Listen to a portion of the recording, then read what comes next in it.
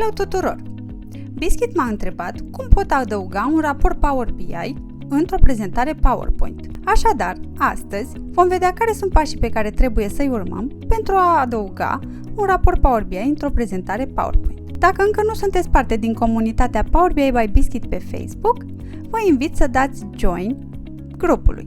De asemenea, dacă încă nu ați dat like paginii oficiale Biscuit Academy, o puteți face pe Facebook, Instagram și LinkedIn. Haideți să mergem să ne uităm care sunt pașii pe care trebuie să-i urmăm pentru a adăuga un raport Power BI într-o prezentare PowerPoint.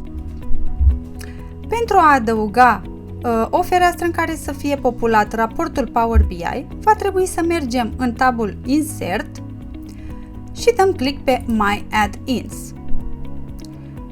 O nouă fereastră ne face pop-up. Vom avea trei opțiuni sus, My Add-ins, Admin, Manage și Store. Vom da click pe Store, iar în bara de Search vom scrie Power BI.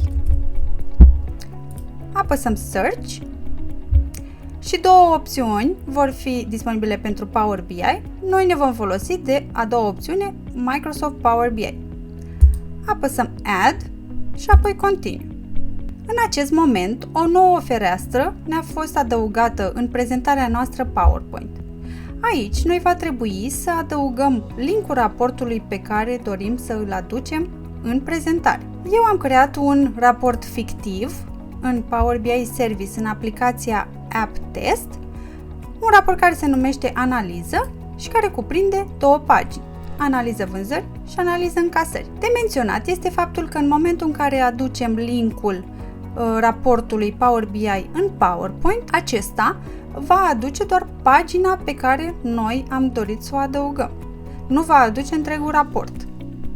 De exemplu, eu în acest moment sunt pe pagina Analiză vânzări.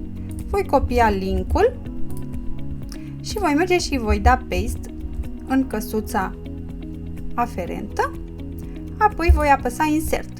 În acest moment, pagina Analiză vânzări a raportului Analiză a fost adăugată. Pagina este interactivă și mă pot utiliza de raport la fel cum îl utilizez în Power BI Service. Dar după cum vedeți, doar pagina Analiză vânzări este disponibilă. Dacă, de exemplu, dorim să aducem în prezentarea PowerPoint și pagina Analiză încasări, vom repeta aceiași pași, doar că vom copia linkul aferent paginii Analiză încasări. Această fereastră în care este populată pagina raportului poate fi micșorată și de asemenea poate fi mutată oriunde pe pagina prezentării.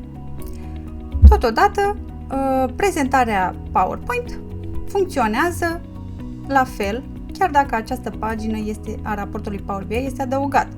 Așadar, pot fi adăugate imagini, textbox-uri și așa mai departe. Consider că este util să adăugăm raportul și să scriem comentarii pentru end-userii cărora le vom trimite această prezentare. De menționat este că persoanele care primesc această prezentare PowerPoint trebuie să aibă o licență Power BI Pro pentru a putea vedea datele aferente raportului și, de asemenea, dacă acest raport are setat un Row Level Security în spate, end-userul va vedea datele conform regulilor din Row Level Security. Sper că acest filmuleț v-a fost de folos.